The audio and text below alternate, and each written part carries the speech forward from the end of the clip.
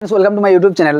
তোমরা সকলেই কমেন্ট করেছিলে যে যে ভিটামিন ও রোগ বা ভিটামিনের অভাবজনিত যে সমস্ত রোগ হয় সেই সমস্ত টপিকের উপর একটা কংক্রিট বা একটা সম্পূর্ণ ভিডিও নিয়ে আসার জন্য তোমরা বারবার কমেন্ট করেছিলে যে মোটামুটি WBCS মানে পশ্চিমবঙ্গের এমন কোনো পরীক্ষা নেই যেখানে ধরো যে মোটামুটি এই চ্যাপ্টার থেকে বিশেষ করে এই পার্ট থেকে ভিটামিন বা তার অভাবজনিত রোগ থেকে একটা না এক কোয়েশ্চেন আসে না। মানে WBCS থেকে শুরু করে PSC লেভেল যত মানে এক্সাম রয়েছে, SSC গ্রুপ ডি সি, তারপরে তোমরা রিসেন্টলি হয়ে গেল আমাদের ধরো যে পরশুদিন হয়ে গেল যে তোমাদের সকলেই জানো যে WBSI এর পরীক্ষায় একটা কোয়েশ্চেন জিজ্ঞেস করা হয়েছিল এই চ্যাপ্টার থেকে সরাসরি কোয়েশ্চেন একদম। তারপরে গ্রুপ CD সামনে রয়েছে। মানে PSC লেভেলের বা পশ্চিমবঙ্গ তথা ভারতবর্ষের যত পরীক্ষা রয়েছে SSC লেভেলের PSC লেভেলের যতগুলো কন্ডাক্ট করানো হয়ে থাকে মোটামুটি ধরো যে একটা না একটা কোয়েশ্চেন ভিটামিন ও তার অভাবজনিত রোগ থেকে আসবেই আসবে। মানে তোমরা তাই তোমাদের অনুরোধ করো তোমরা ভিডিওটি শেষ পর্যন্ত দেখো, অবশ্যই তোমরা একটা কোয়েশ্চেন কমন পাবে। দেখো আজকে আমরা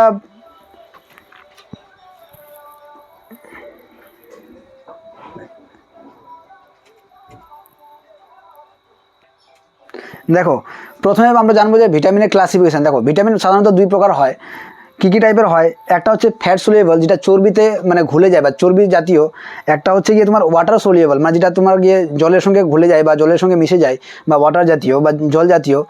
এই যে দুটো পার্ট রয়েছে, তোমরা কি করে মনে রাখবে যে কোনটা ফ্যাট জাতীয় কোনটা জল জাতীয়?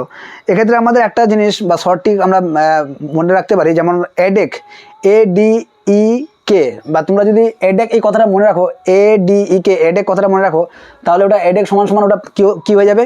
ফ্যাট জাতীয় বা ফ্যাট সোলিয়েবল হয়ে যাবে। ফ্যাট জাতীয় ছাড়া যত সব ভিটামিন রয়েছে বি এবং সি, বি কমপ্লেক্স এবং সি, ঠিক আছে, অ্যাসকর্বিক, সি হচ্ছে অ্যাসকর্বিক, ভিটামিন বি হচ্ছে বি কমপ্লেক্স। এ rest of the fat soluble vitamin যত রয়েছে সমস্ত হচ্ছে গিয়ে তোমার কি ওরা হচ্ছে ওয়াটার সোলিয়েবল। দেখো আমরা ঝটপট দেখে নেব যে ফ্যাট সোলিয়েবলের ভিটামিন তাদের বিজ্ঞানসম্মত নাম কি, কী কী পদার্থ থেকে ওই ভিটামিন পাওয়া যায়, তারপরে ওদের ডিফেন্সিস রোগ কী, ওদের রিলেটেড রোগটা কী। দেখো তোমরা প্রথমে দেখতেই পাচ্ছ ভিটামিন A, যার বিজ্ঞানসম্মত নাম তোমরা সকলে জানো রেটিনল। ওর কারণে কি হয়? নাইট ব্লাইন্ডনেস, ঠিক আছে। তারপর দেখো কোথা থেকে পাওয়া যায়? যত রকমের ঘি, বাটার জাতীয় বা দুধ জাতীয় যত পদার্থ রয়েছে সমস্ত তোমরা যদি কোনো খাও বা কেউ গ্রহণ করে সেটা কিন্তু সেখান থেকে পূরণ হয়ে যায়। তারপরটা দেখো ভিটামিন D, ওর বিজ্ঞানসম্মত নাম ক্যালসিফেরল। ওর ফলে কী কী রোগ হয়? দেখো রিকেট রোগ হয়। এটা রিকেট রোগ হলে তার কী খেতে হবে, মানে কী খেলে আমাদের এই রোগটা থেকে মুক্তি পাবো আমরা? এগ, লিভার, ফিশ এবং সানলাইট, মানে মেনলি ডিম এবং মাছ মাংস যদি খাও তাহলে এই রোগটি থেকে মুক্ত পাওয়া যাবে, ঠিক আছে। তারপরটা আমরা দেখলাম vitamin E, tocopherol, less fertility, মানে যে কোনো মায়ের যে জন্মদান ক্ষমতা সেটা কিন্তু অনেকটা কমে যায়। কোনো মায়ের যদি ভিটামিন E থাকে, অভাব থাকে, তাহলে এই লেস ফার্টিলিটি রোগটা দেখা যায়, ঠিক আছে। তারপরটা দেখো ভিটামিন K, ওটার ফলে কী হয়? রক্ত যে জমাট বাঁধার ক্ষমতা, রক্ত যে তঞ্চন ক্ষমতা, ঠিক আছে, এর পাওয়ারটা কিন্তু কমে যায়। কেন কমে যায়? অনেক সময় আমরা দেখি যে লাইফস্টাইলকে মেনটেন করার জন্য আমরা রাস্তাঘাটের খাবার খেয়ে থাকি, ভেজিটেবল আমরা খাই না। এই যে ভেজিটেবল কমে যায় আমাদের শরীরে, তাহলে আয়রনের পরিমাণটা কমে যায়।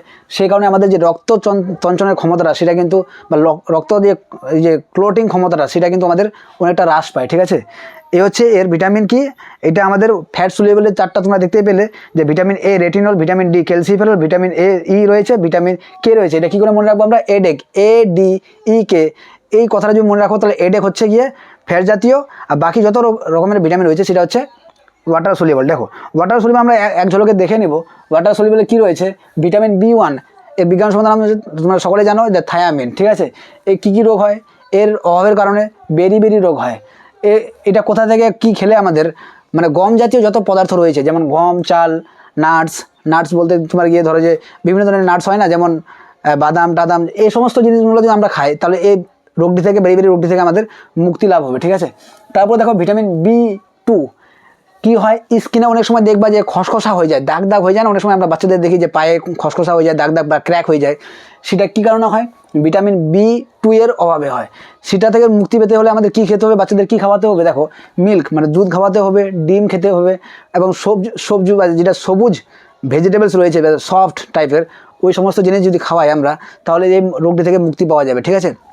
তারপরটা তোমরা দেখো ভিটামিন B3 নিয়াসিন, নিয়াসিনের ফলে একটা যে রোগ হয় এটা পেলেগ্রা রোগ। পেলেগ্রা রোগটা কি, অনেক সময় পায়ের সময় দেখবে পায়ের পাতাতে মানে কালো ব্ল্যাক ফুটের মতো হয়ে যায়, ছোপ ছোপ দাগ দাগ হয়ে যায়, ওটা হচ্ছে পেলেগ্রা রোগ। ঠিক আছে, এটা থেকে মুক্তি পেতে হলে আমাদের মাংসের পরিমাণটা একটু খেতে হবে।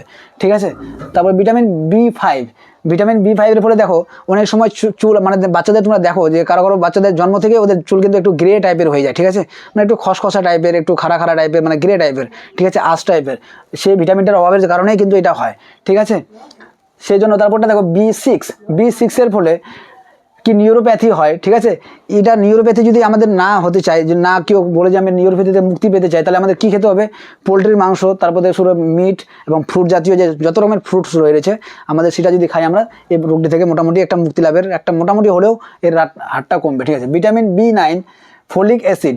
ফলিক অ্যাসিড তোমরা সকলে জানো যে কোথা থেকে পাওয়া যায় ফলিক অ্যাসিড। তারপর দেখো লেফি গ্রিনস এবং সিরিয়ালস বলতে গম, বাজরা, জব, এই সমস্ত জিনিস যদি তোমরা মিক্স করে খাও অনেক সময় পাওয়া যায়, অনলাইন থেকে পাওয়া যায়, বিভিন্ন শপিং মলে পাওয়া যায়। এই সমস্ত জিনিস অনেক মানুষ আজকাল খাচ্ছে। দেখো তারপরটা হচ্ছে ভিটামিন B12, যেটা রিসেন্টলি কন্ট্যাক্ট করা হয়ে গেছিলো যে WBSI এর একদম সরাসরি জিজ্ঞেস করা যায় ভিটামিন যে অ্যানিমিয়া রোগটি রয়েছে কোন ভিটামিনের অভাবে। ঠিক আছে, একদম ডাইরেক্ট দিয়েছিল যে অ্যানিমিয়া রোগটি হয় কোন ভিটামিনের অভাবে, সেটা কিন্তু B12 হবে। ওখানে ভিটামিন B1, B2, B6 এরকম অপশান ছিল।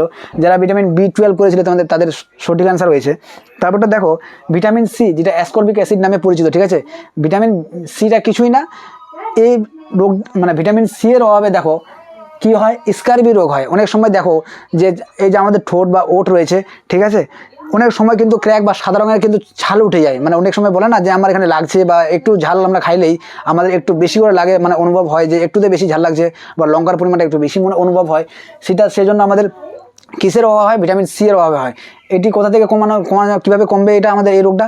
দেখো টক জাতীয় যে সমস্ত জিনিস রয়েছে, যেমন টমেটো হয়ে গেল, সাইট্রাস ফুড মানে টক জাতীয়, যেমন জলপাই হয়ে গেল, কাপরাঙ্গা হয়ে গেল, এই সমস্ত যে জিনিসগুলো টক জাতীয় ফলগুলো রয়েছে, সেটি যে আমরা গ্রহণ করি, তাহলে এই রোগটি থেকে আমাদের স্কারবি যে রোগটা হয়, মানে অনেক সময় মানুষের ঠোঁটে, গালে এবং জিভার তালুতে হয়, এই রোগটি থেকে মুক্তি পাওয়া যাবে। এই হচ্ছে আজকের এই পরিপূর্ণ কনসেপচুয়াল ভিডিও। তোমাদের যদি মনে হয় যে এই ভিডিওটি তোমাদের একটু হলেও কাজে লেগেছে, তোমরা অবশ্যই আমাদের কমেন্ট করে জানাবে, এবং যারা যারা নতুন আছো তোমরা অবশ্যই আমাদের চ্যানেলটি সাবস্ক্রাইব করিও। সো ঠিক এরকমই ইন্টারেস্টিং ভিডিও নিয়ে আসতে হলে আমাদের কমেন্ট করে তোমরা জানাবে। So thanks for watching this video, keep learning.